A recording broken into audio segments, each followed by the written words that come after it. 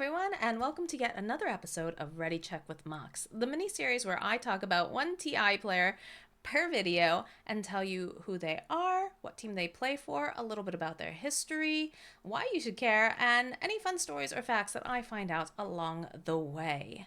Today's player that we're going to be covering is a bit of a veteran in the Dota 2 scene. He's been playing for about 11 years professionally and has recently taken on the mantle as a mentor to some of his younger teammates. That player is Saksa on Team Yandex. So if you guys are ready, we can dive on in. Saksa is the position 4 player for Team Yandex. His given name is Martin Sazdov, he's 31 years old, and he's Macedonian, the only professional Macedonian to play in TI ever. His gaming interest started at a young age when he began to play StarCraft at age 3. I don't even think I had full hand-eye coordination at age 3, so that's pretty impressive. At age 10, he began playing Dota 2. His player name comes from an interesting story where he purchased a gold account membership for a month from the service Garena, and his account got hacked. After that, he was given a new account with the name Saksa, and has kept it ever since. Saksa decided to start his professional career in Dota 2 while he was at university and joined Global Challengers, an all-Macedonian team. He would then bounce around to several different small teams while gaining notoriety for his exceptional play and becoming one of the first players to hit 8K MMR. In 2016, he joined the infamous Digital Chaos, where he attended his first Valve event, the Manila Major. He would continue to play with Digital Chaos all the way up to TI6, where they stopped just short of becoming the #1 team in the world. After Digital Chaos disbanded, Saksa would float around again until he landed on the team Ninjas in Pajamas, where they won 2 DPC minors. He briefly joined OG after Jerax left, but was kicked shortly after TI8. In 2022, Saksa joined Tundra Esports, and he finally got his long-sought-after victory at TI12. His signature heroes have included Rubik, Tusk, Earth Spirit, and Nyx Assassin. Saksa is a veteran of the Dota 2 scene, so his heroes have shifted a lot along the 11 years or so he's played. According to DatDota, he has a 64% win rate with Tusk over 116 professional games. He's well known for his excellent rotations during the early and mid-game, which allow his cores to get what they need to succeed. He's also excellent at pushing his buttons, as we like to say, also known as using your spells effectively, especially when he plays as Rubik and Earth Spirit.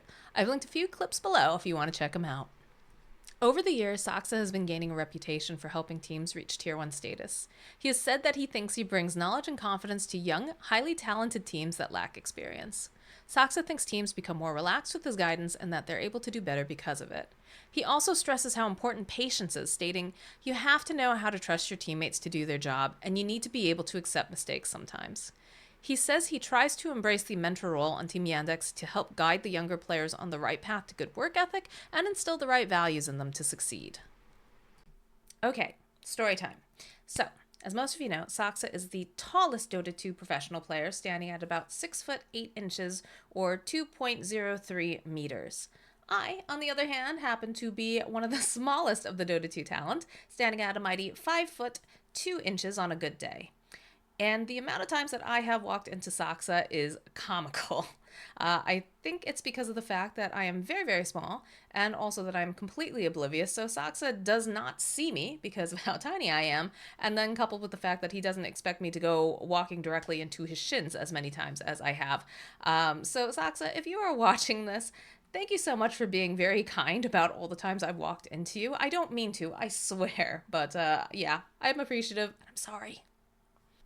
So why should you cheer for Saksa? I mean, aside from the fact that he's a TI winner, he's extremely talented, great at pushing his hero's buttons, and extremely forgiving if you walk into him multiple times. One of the coolest things about him is that he's taking on this mantle as mentor to his younger teammates.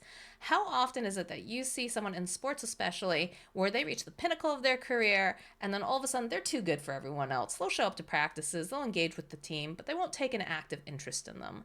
Saksa, on the other hand, has done something completely different to that. He's taken interest in his young teammates. He says that they're so incredibly skilled, but they just don't have the experience, and he wants to be able to provide them with the right values and foundations so that way their careers will just continue to bloom and they'll become more and more prosperous. And that's so cool. As an educator, or former educator rather, I have a lot of respect for people who are able to, see this potential in someone and then also nurture it while also being very, very humble. So Saksa, you have my respect. I'm excited to watch you in TI.